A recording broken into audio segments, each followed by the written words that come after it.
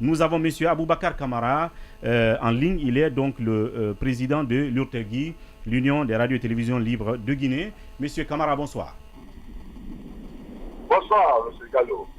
Bienvenue dans les brouillés de la République, ces médias qui sont illégalement brouillés pour les radios dont les fréquences sont brouillées, et puis les chaînes de télé qui ont été retirées abusivement de Canal, et puis derrière des emplois détruits depuis 6 mois.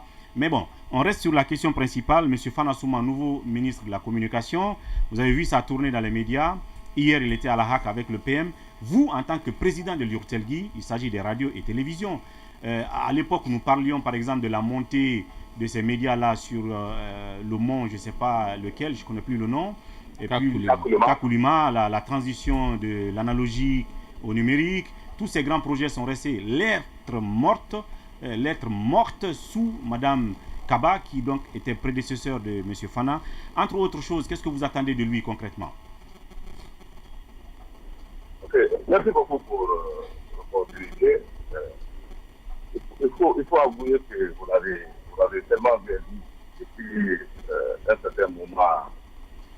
La presse, en général, l'audiovisuel en particulier, est en train de perdre le nord à travers toutes ces actions diversifiées qui sont posées aujourd'hui par les autorités. Parce qu'il faut avoir l'honnêteté intellectuelle de le faire. Depuis un certain moment, nous disons que le CNRP, c'est donc ligué, je veux dire, contre la presse. Parce que quand on constate tout ce qui se passe avec ces chaînes qui sont brouillées depuis maintenant 4 à 5 mois, et que jusqu'à aujourd'hui, l'autorité en charge de la régulation justement de ces médias, je veux parler de la RTT, qui est l'autorité technique pour pouvoir pallier à ces tas de situations, ne soit pas en mesure de fournir ne serait-ce qu'un début de réponse par rapport à la situation. Nous sommes en mesure, justement... Donc, point de vue technique, si vous parlez de l'ARPT, ou est-ce que vous parlez plutôt de la HAC? C'est un lapsus? Non, je parle de l'ARPT. Okay. L'autorité de régulation des postes de télécommunications, l'ARPT, ne soit pas en mesure de nous fournir ne serait-ce qu'un début de réponse, alors que elle a été saisie officiellement, non seulement par les médias concernés, par les associations, mais aussi par la haute autorité de la communication.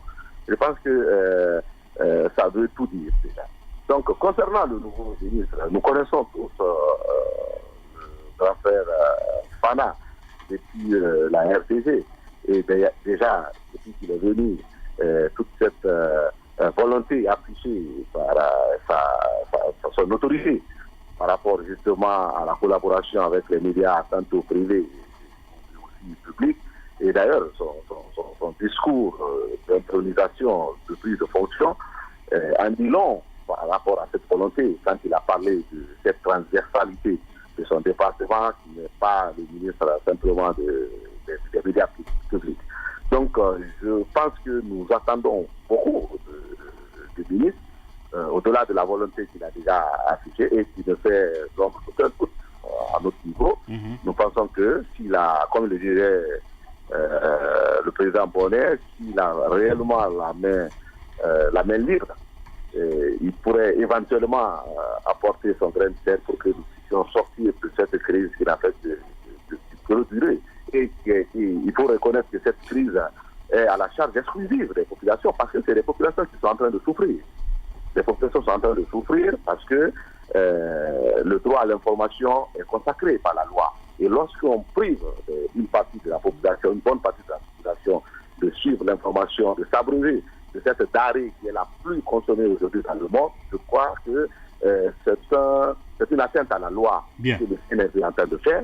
Et l'histoire, il faut dire que l'histoire retiendra cela. Parce que nous avons tapé à toutes les portes. Et jusqu'à aujourd'hui, les emplois sont perdus. Et la meilleure façon d'aliéner un homme, la meilleure façon, si vous voulez, de déraciner un homme, de le rendre, de le saucifier, c'est de le priver de son quotidien. Et aujourd'hui, c'est ce qui est en train de se passer à travers justement ce que nous voyons dans ces médias. Ces journalistes, ces centaines de journalistes qui sont aujourd'hui forcés au chômage, qui tirent le diable par là, qui n'arrivent plus à subvenir aux besoins de leur famille respective. Et je crois que c'est une situation qui ne peut pas continuer. C'est une situation à laquelle il va falloir regarder avec un œil très vigilant. C'est pourquoi d'ailleurs nous avons à cet effet convoqué une réunion de l'ensemble des associations et organisations professionnelles des médias en République de Guinée à une rencontre, si vous voulez, le lundi. Niveau, ça va être le lundi à 10h à la maison d'après, au cours de laquelle d'importantes décisions seront prises parce que cette situation n'a fait que trop durer et ça ne peut pas continuer. Absolument, nous avons eu vent de cette grande réunion que vous avez appelée à la maison au siège donc de la maison de la presse le lundi. Toutes les associations de presse et de médias en Guinée qui devront se retrouver. C'est vrai que on n'aura pas une sorte d'exclusivité pour nous dire de quoi vous allez débattre exactement.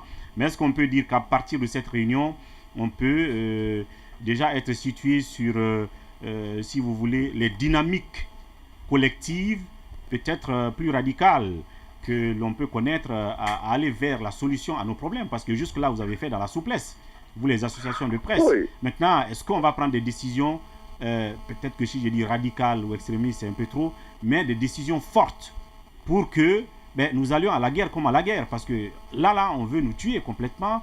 Vous avez parlé de ceux qui ne peuvent plus se nourrir, payer la scolarité de leurs enfants, des investissements qui sont en train de se détruire comme si vous achetiez un conteneur de tomates que vous venez mettre au soleil qui pourrissait tout simplement. Alors, est-ce qu'on peut s'attendre à de fortes décisions venant de vous le lundi à venir, pour terminer?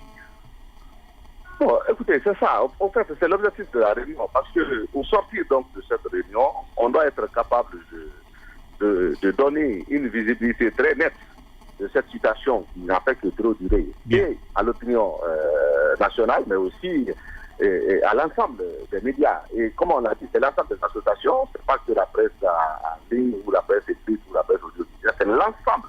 Même les web radios, les web TV, vous constatez que même les associations de journalistes concernant en langue nationale ou autre ont été invités à prendre part à cette réunion parce que c'est une réunion très importante. Y compris le syndicat. Qui aura le mérite justement de situer non seulement la responsabilité dans cette crise, tout ce qui se passe et ce qui est en train de se passer et ce qui va venir. Et nous le disons aussi, parce que vous savez, il est très clair qu'à un ordre manifestement illégal, nul n'est tenu d'obéir.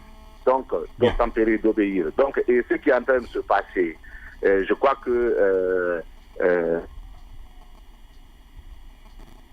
Bien. Alors, Aboubacar Camara, je crois qu'on l'a perdu et il a dit l'essentiel. On a capté la quintessence de son point de vue.